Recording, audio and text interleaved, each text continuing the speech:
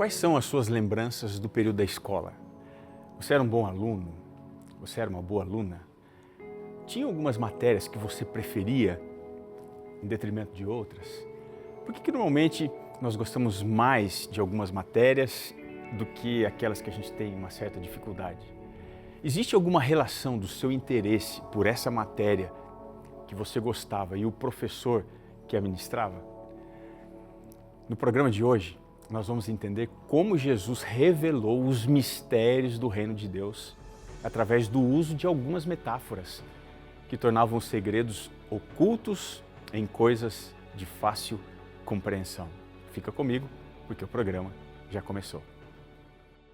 Eis que vem dias, diz o Senhor Jeová, em que enviarei fome sobre a terra, não fome de pão, nem sede de água, mas de ouvir a palavra do Senhor. Jesus respondeu, está escrito, nem só de pão viverá o homem, mas de toda palavra que sai da boca de Deus. Está escrito, apresentado por Robson Menezes. Estamos juntos aqui no programa Está Escrito, na TV Novo Tempo, o seu canal da esperança, começando aqui mais um programa que tem como objetivo levar para você esperança, paz, orientação através da palavra de Deus. E eu desejo que nesse instante a graça e a paz do Senhor te visitem nesse momento, onde quer que você esteja, que o Espírito de Deus te alcance, seu coração esteja sensível para receber esse agrado à presença do Senhor, tá bem? Nós estamos aqui na série sobre o reino de Deus, falando sobre o tema do pecado também.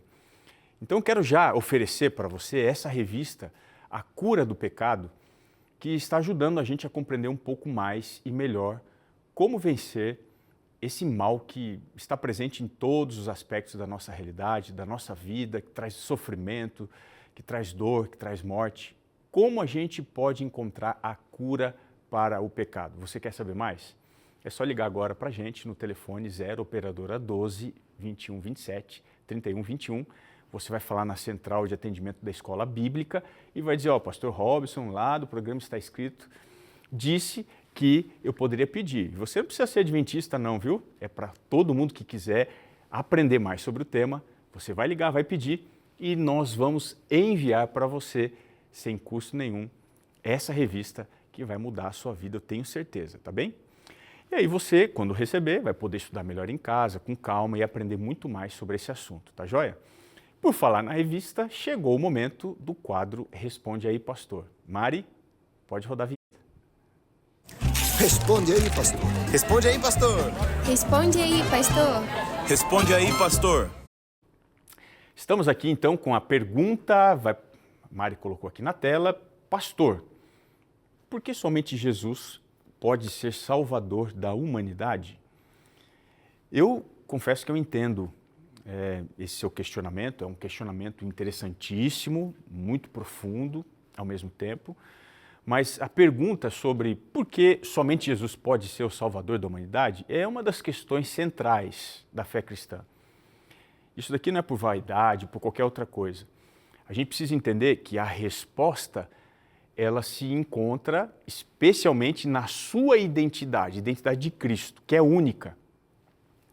Dentro dos evangelhos, Jesus ele não apenas falou de Deus, e aqui está a diferença, ele afirmou categoricamente que ele era Deus. Por exemplo, se você for lá em João 10, o verso 30, ele diz assim, eu e o Pai somos um. Você não vai encontrar um outro personagem na história das religiões que fez a mesma afirmação, essa reivindicação que Jesus faz aqui, de uma forma tão explícita, tão consistente, se colocando na posição do próprio Deus. Então, diferente dos profetas, de líderes espirituais, Jesus ele não apontou um caminho para Deus. Ele afirmou ser o caminho. Ele não disse que era mais um caminho. Então, a exclusividade de Jesus, como nosso Salvador, ela vai decorrer da sua capacidade única de dar vida eterna, algo que somente Deus pode fazer. Se você for aqui em João 11, o verso 25, ele vai afirmar assim, Eu sou a ressurreição e a vida. Aquele que crê em mim, ainda que morra, viverá. Esse aqui não é apenas um convite para a crença, mas é uma reivindicação de que ele é a fonte da vida imortal. O teólogo anglicano, C.S. Lewis, no livro Cristianismo Puro e Simples, ele falou o seguinte, que se Jesus realmente é quem ele diz ser, então ele é verdadeiramente o Filho de Deus. Só que o ponto de Lewis é que Jesus ele vai forçar os seus ouvintes a confrontar sua divindade de uma maneira direta. Jesus ele não vai deixar opção para a gente considerá-lo apenas um grande mestre da moral. Então, um homem que foi simplesmente um homem e disse as coisas que Jesus disse, ele não seria um grande mestre da moral. Ou ele seria um lunático, ou ele seria o próprio diabo. Ou ainda ele era o que ele dizia ser, o Filho de Deus. Ou então ele era algo muito pior. Ou seja, diante da pessoa de Jesus, ou você o aceita como Deus, ou você o combate como o maior farsante da história. Mas você não tem, fora isso, uma terceira opção, que vai fazer de Jesus um bom mestre, um revolucionário, porque foi essa a única opção que o próprio Jesus não deixou.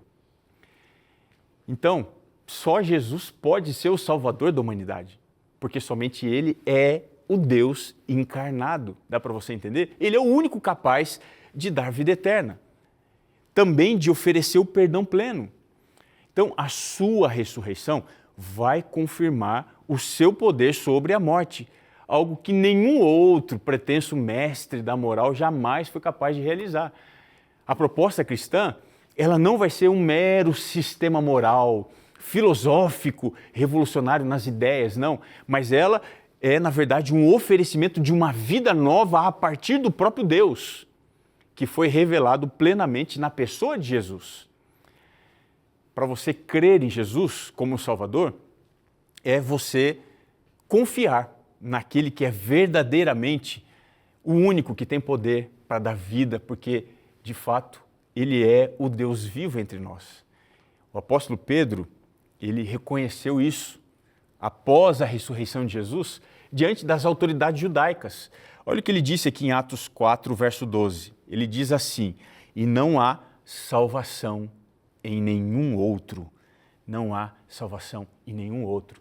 Se você deseja aprender mais sobre a pessoa de Jesus, sobre a sua obra redentora, eu convido você para ler aqui, olha, o capítulo 5 da revista Esperança, a Cura do Pecado, das páginas 36 a 41. Anota aí para você estudar depois, tá?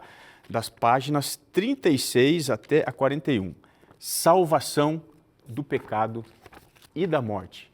Você pode entrar em contato com a gente agora mesmo, nós vamos enviar para você a sua revista e você vai poder entender um pouco mais sobre esse assunto aqui especificamente, tá bom? Então, você pode ligar, o telefone está aqui embaixo e nós vamos enviar o melhor endereço para você. Muito bem, vamos aqui para a nossa série sobre o reino de Deus e vamos entender hoje as metáforas do reino. Quais são as suas lembranças do período da escola? Você era um bom aluno? Tirava boas notas? Quais matérias eram as suas preferidas? Por que a gente prefere umas no lugar de outras matérias? Será que essa preferência tem alguma relação com o professor que ministrava essa aula? Bom, no programa de hoje, nós vamos entender como foi que Jesus revelou os mistérios do reino de Deus através do uso de algumas metáforas que tornavam os segredos ocultos em coisas muito fáceis para se compreender. Eu quero começar com você em Mateus 13, o verso 11, diz assim o texto: porque a vós outros é dado conhecer os mistérios do reino dos céus. Mas àqueles não lhes é isso concedido.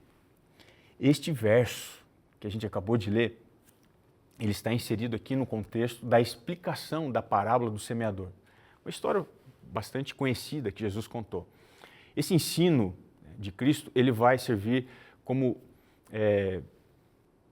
algo muito importante para a gente compreender o que é o reino de Deus. Jesus não vai ensinar aqui apenas sobre a importância da palavra de Deus na nossa vida, mas ele vai falar sobre o reino dos céus e como a gente pode fazer parte dele.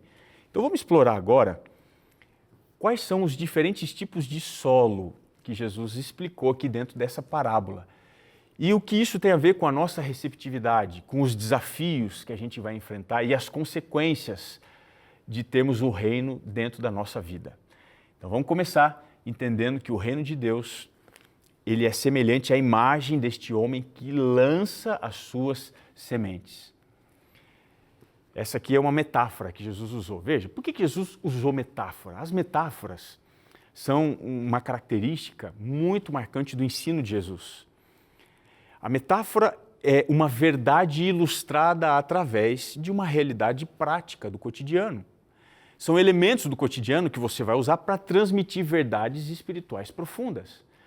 Então, essa maneira simples, acessível para você comunicar verdades eternas, permitiu que as lições de Jesus elas fossem entendidas, fossem assimiladas por pessoas de todas as camadas sociais.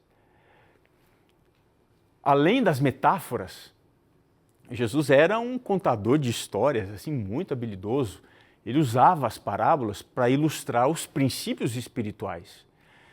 Se você for procurar nos evangelhos, você vai encontrar 32 parábolas. E cada parábola vai oferecer para você uma visão única sobre o reino dos céus e os valores que Jesus ensinava através desses ensinos.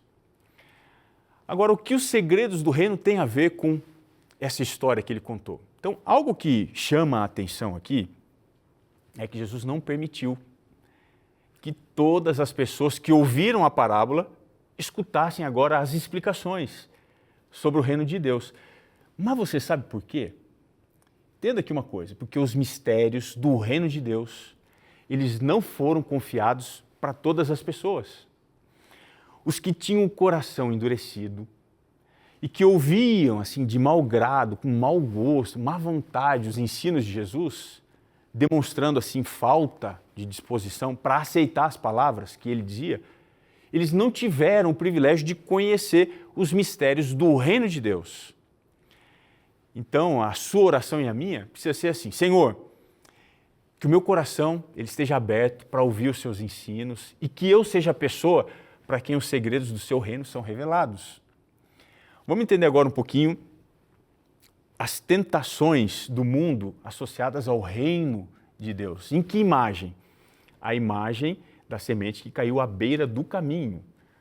Mateus capítulo 13, ali você vai encontrar isso. Quais são as ligações, as explicações, né, dessa semente que cai na beira do caminho? Veja, os desafios que nós enfrentamos aqui nesse mundo, eles frequentemente vão nos levar para uma mentalidade que vai ser centrada nas coisas terrenas, que inevitavelmente vão fazer com que a gente priorize bens materiais, conquistas e buscar sempre o sucesso em tudo que a gente faz. Mas no meio dessa corrida, nós nos tornamos facilmente consumidos pelas preocupações. E isso vai acabar nos afastando dos nossos valores espirituais, desse propósito maior que Deus deixou para a nossa vida. Então, essas distrações que estão presentes assim na nossa vida, do entretenimento, das redes sociais, do desejo por popularidade ou da sua pressa em ganhar dinheiro, isso faz com que a nossa visão se limite àquilo que é imediato, àquilo que é palpável. E a gente vai deixar de lado as verdades eternas que Deus tem para nós. Isso daí vai desaparecer da nossa lista de prioridade, de importância. Então, para você resistir a esses desafios, é essencial você cultivar uma perspectiva que valorize o que é eterno, espiritual, buscando desenvolver esse relacionamento mais profundo com o Criador. Quando a gente olha para o contexto da parábola, o solo à beira do caminho, ele vai ilustrar a incredulidade que é predominante no mundo, especialmente para com a palavra de Deus, conforme está lá em Mateus 13, o verso 19. Então esse solo, ele vai representar aqueles que ouvem a mensagem espiritual, mas por causa da sua mente, do seu coração, que estão fechados, estão distraídos, essas pessoas se tornam incapazes de permitir que a verdade penetre profundamente. Então essa incredulidade muitas vezes vai se manifestar em um cinismo generalizado, onde a palavra de Deus vai acabar sendo ignorada, desacreditada, e as pessoas não vão conseguir produzir frutos espirituais de arrependimento. Mas agora eu quero avançar com você para o segundo tipo de solo da parábola, que é o rochoso. Quais são os problemas desse solo, o solo rochoso? Esse solo, o rochoso, ele vai representar as pessoas que recebem a mensagem do reino com entusiasmo, mas ele não tem raiz profunda. Você está entendendo? Ele não consegue se firmar na fé e facilmente ele vai se desviar quando as provações aparecerem. Tem muita gente que aceita a palavra de Deus acreditando que ele não vai ter mais problema, não vai ficar doente, não vai enfrentar luta, dificuldade no casamento, no trabalho. Mas veja, quando ele enfrenta os primeiros problemas, as dificuldades, ele vai acabar abandonando a fé. Ainda ressentido com Deus, com as promessas de Deus, dizendo não é nada verdade, é tudo mentira, é ilusão para enganar as pessoas. Na verdade, o que aconteceu com esse tipo de gente foi que ele criou expectativa equivocada de que a aceitação na palavra de Deus ia trazer para ele uma vida isenta de problema, de doença, de dificuldade.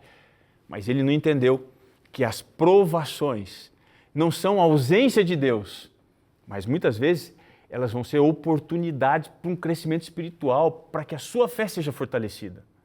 Então, a perseverança diante das dificuldades é um testemunho poderoso da minha confiança, da sua confiança em Deus e na certeza de que Ele está com a gente, inclusive em momentos de dificuldade.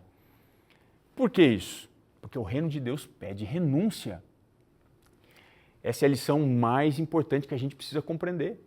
O reino exige renúncia. Ele muitas vezes vai nos levar a perdas da nossa parte. Foi exatamente isso que Jesus disse.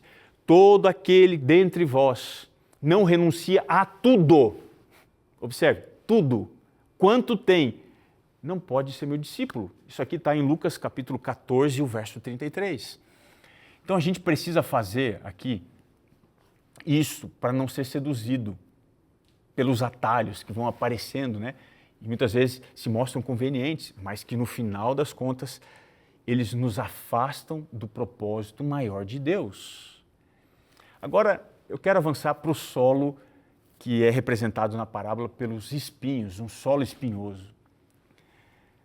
Nem sempre os filhos de Deus eles cairão pelas provações. Muitas vezes eles vão cair pelas distrações do mundo.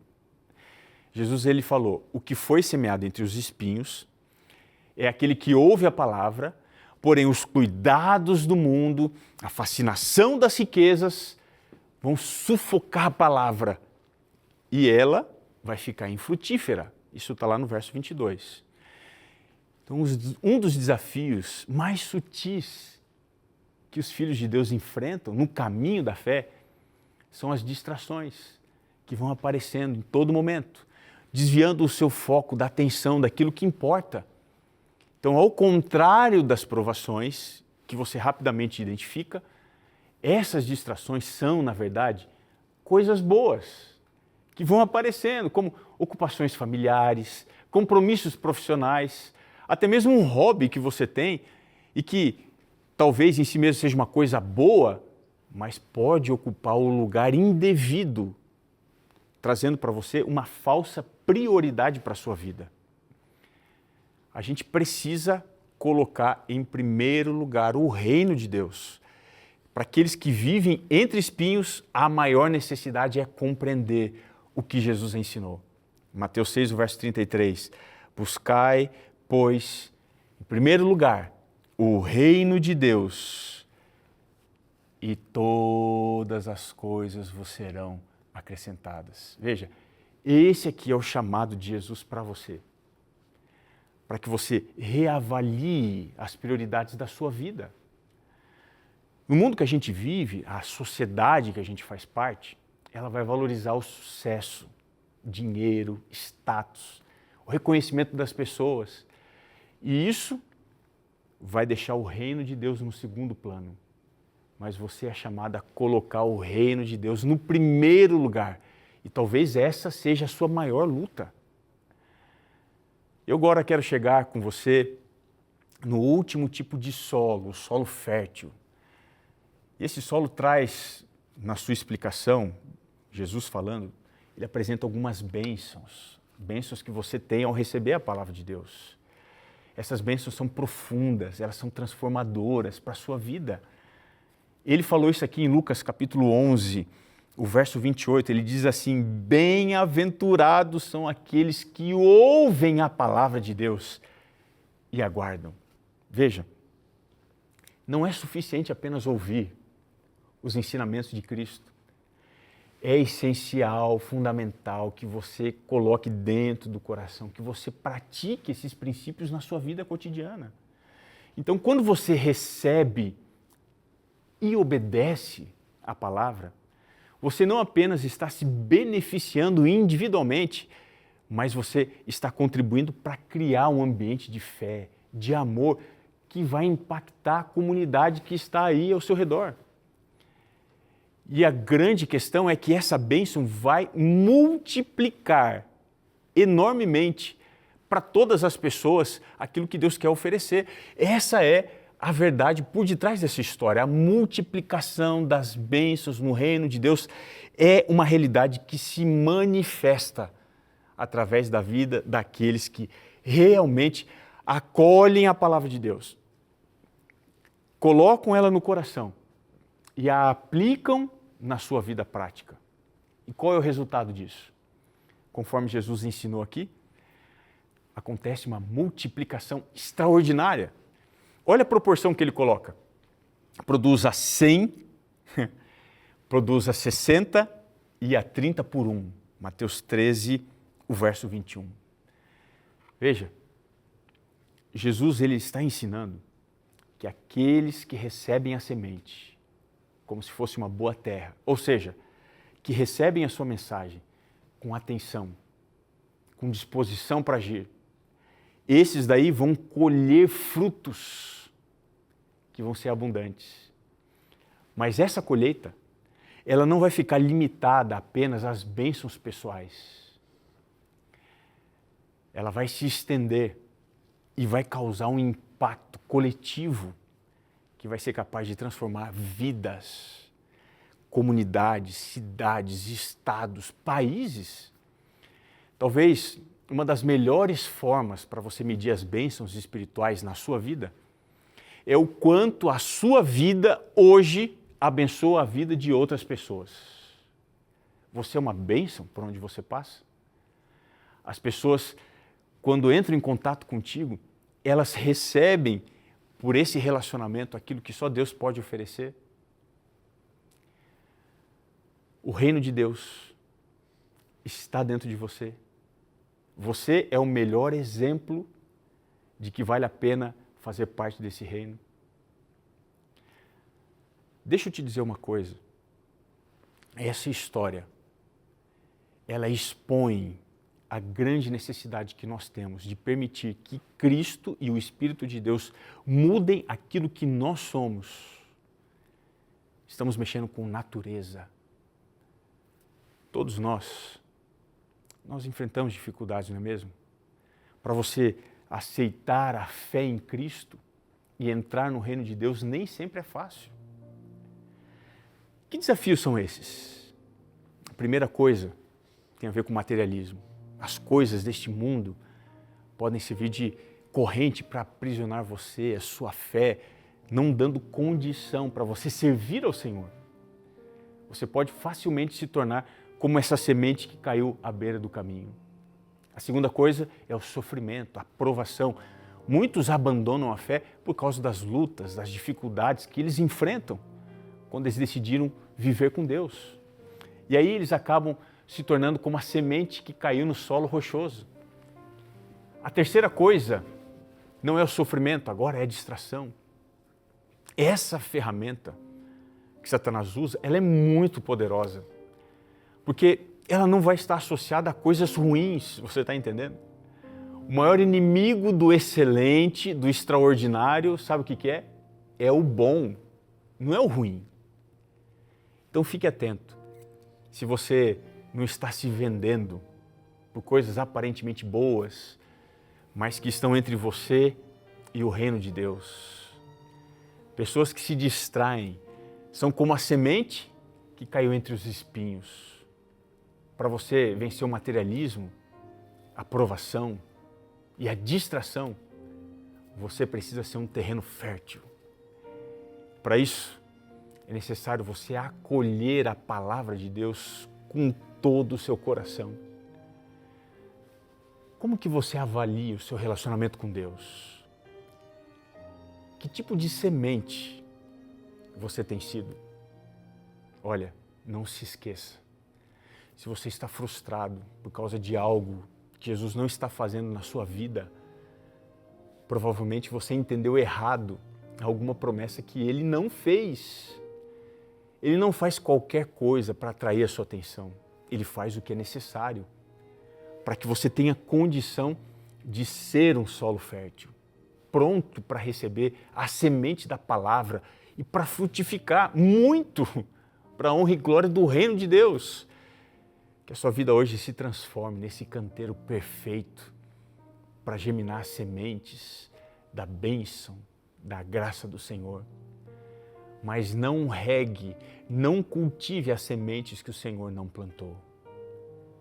Entregue os cuidados que são mais importantes para aquele que não falha, para que a sua vida frutifique extraordinariamente, porque esse é o plano de Deus para você, como foi para Abraão.